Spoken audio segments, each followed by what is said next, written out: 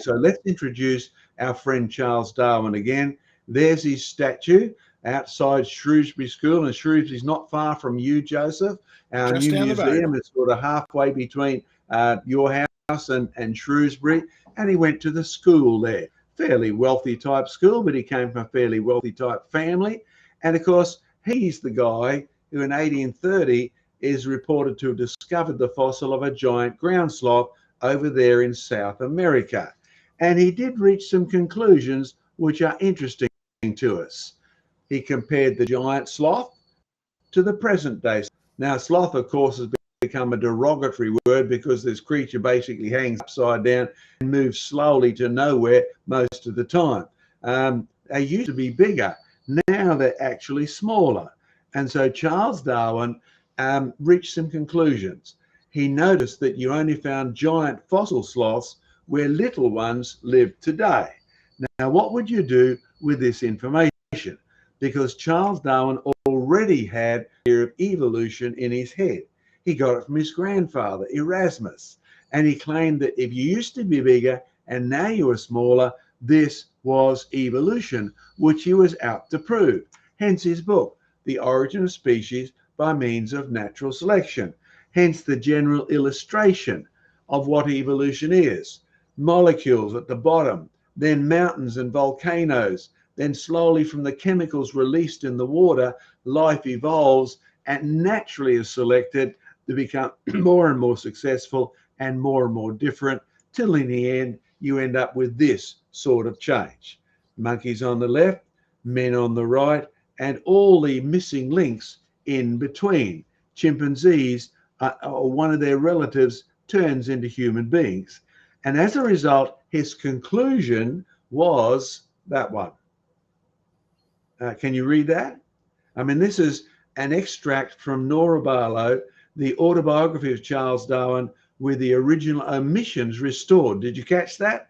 The ordinary edition that went out to the public did not include this originally.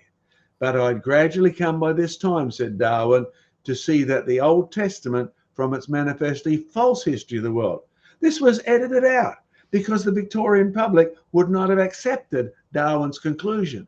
Hence, you find many of the Anglican clergy say, Darwin is a brilliant scientist. He talks about natural selection. Well, we'd had natural selection for ages. The farmers were practicing this, and they noticed that cows with horns could become cows without horns. Sheep with long legs can become sheep with little legs. But you see, they'd never thought of it in terms of getting rid of the entire Bible, which was the foundation of British society. And he says it was manifestly false with the Tower of Babel, the Rain Rover sign, from its attributing to God, feelings of revengeful tide, etc., etc. No more to be trusted than any of the sacred books of the Hindus. Now, you do realize, of course, the editors were interested in sales. And if you put Charles Darwin's real beliefs in his book, his sales would have been zero. Well, there is his statue again. Yep, I took that picture standing outside Shrewsbury School, and I know the answer to this question. What did he graduate in? That. A Master of Arts in Theology. Yes, he started in medicine. Diane might want to comment on that, on how he was a real failure, almost humorously a failure in medicine. So his atheist dad promoted his study of theology. So in those days, if you studied theology, there was a black leather-covered book that you read from cover to cover, and it began with Genesis. So we know very well that Charles Darwin, in his thoughts on giant sloths becoming little sloths, proving evolution, actually did so in the light of his knowledge of what the Bible said. And that's what it said. It still says it. God, who reigned in eternity and still reigns outside of time. He brought time as well as the world into existence, and it was created very good.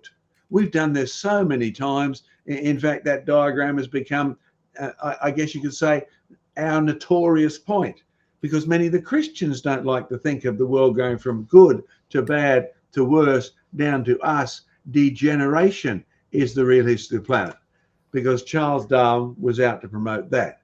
His atheistic family, his atheistic funding to do a theology degree was based on theology being a good income from nature, from nothing to nurture by a process of change. Now you can add the Big Bang Theory. You see, Charles Darwin was out to remove this from British thinking. In the beginning, God created. He was out to remove this. God made everything very good, because in evolution, nothing is very good. So Charles Darwin's theory of natural selection, well, the only natural selection he'd ever seen never changed anything from one kind to another. And he knew what the word kind it was, because it's 10 times in Genesis chapter 1. And it's creatures that have not evolved. Everything God made was very good. There was no natural negative selection until man sinned. And this week's topic, Joseph's going to come back on in a moment. Our whole theme is not just giants, not just Aussie giants, but the fact is we are, I guess you could say, we're notorious for challenging people to have the mind of Jesus Christ, because he is the creator who was there in the beginning, and he always tells the truth.